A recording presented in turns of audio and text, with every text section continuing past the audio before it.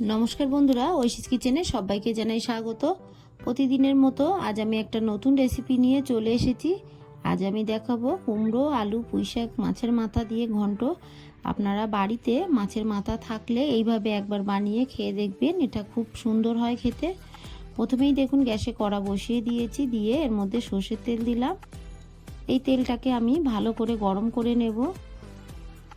তেলটা গরম হয়ে গেছে, এর মধ্যে লবণ হলুদ মাখিয়ে রাখা মাছের মাথার অর্ধেকটা দিয়ে দেব। মাথাটা বড় তাই আমি অর্ধেকটা দিলাম, আপনারা চাইলে পুরো গোটা মাথা দিয়ে করতে পারেন। বেশ কিছুক্ষণ রেখে তারপর আমি মাথাটাকে উল্টে পাল্টে খুব ভালো করে ভেজে নেব।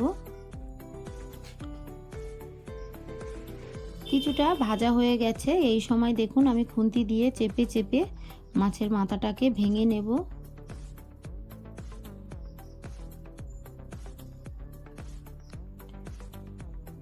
খুব ভালো করে নেড়ে মাছের মাথাটাকে ভেজে নেব।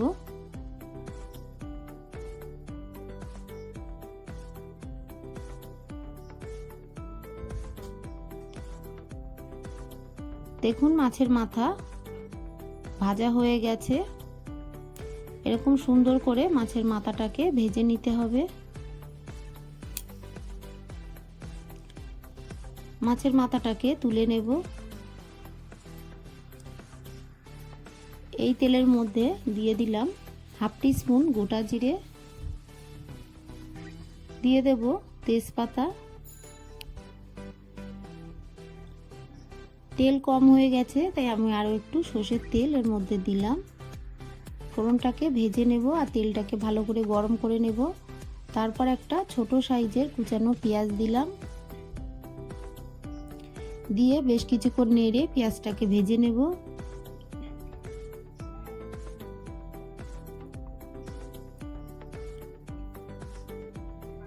বেশ কিছুক্ষণ নেড়ে দেখুন পেঁয়াজটাকে আমি ভেজে নিয়েছি, এর থেকে খুব বেশি কড়া করে ভাজবো না। এই সময় এর মধ্যে দিয়ে দিলাম কাঁচা লঙ্কা চেরা, দিয়ে দিলাম আদা জিরে গোলমরিচ বাটা। আমি শিলনোড়ায় খুব ভালো করে বেটে নিয়েছি। দিয়ে দেব খুবই অল্প লাল লঙ্কার গুঁড়ো,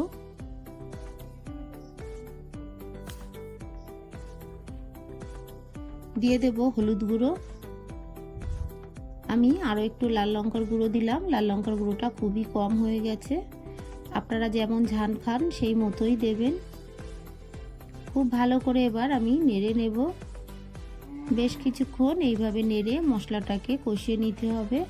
তারপর দেখুন কেটে রাখা কুমড়ো আলু এর মধ্যে আমি দিয়ে দিলাম, দিয়ে ভালো করে আমি কুমড়ো আলুটাকে কষিয়ে নেব। কুমড়ো আলুটাকে কষিয়ে নেওয়ার পর আমি দেখুন ভেজে রাখা মাছের মাথা দিয়ে দিলাম, দিয়ে আবারও বেশ কিছুক্ষণ আমি নাড়ব। দিয়ে দেব লবণ, দিয়ে ভালো করে আমি নেড়ে কষিয়ে নেব। বেশ কিছুক্ষণ নেড়ে দেখুন আমি কষিয়ে নিয়েছি। তারপর এর মধ্যে আমি দিয়ে দেব অল্প জল, অল্প একটু জল দিয়ে দিলাম, না হলে কড়ার গায়ে লেগে যাওয়ার ভয় থাকে।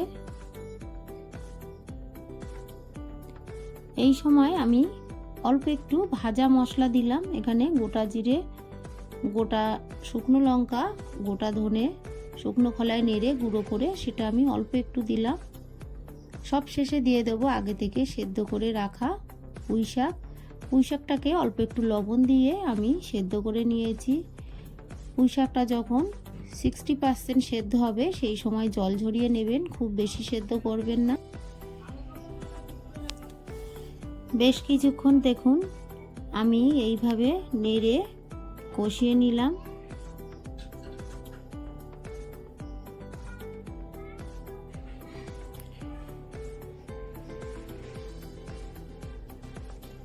বাড়িতে একবার হলেও এইভাবে পুঁইশাক কুমড়ো মাছের মাথা দিয়ে ঘন্ট করবেন, দেখবেন কতটা ভালো লাগে।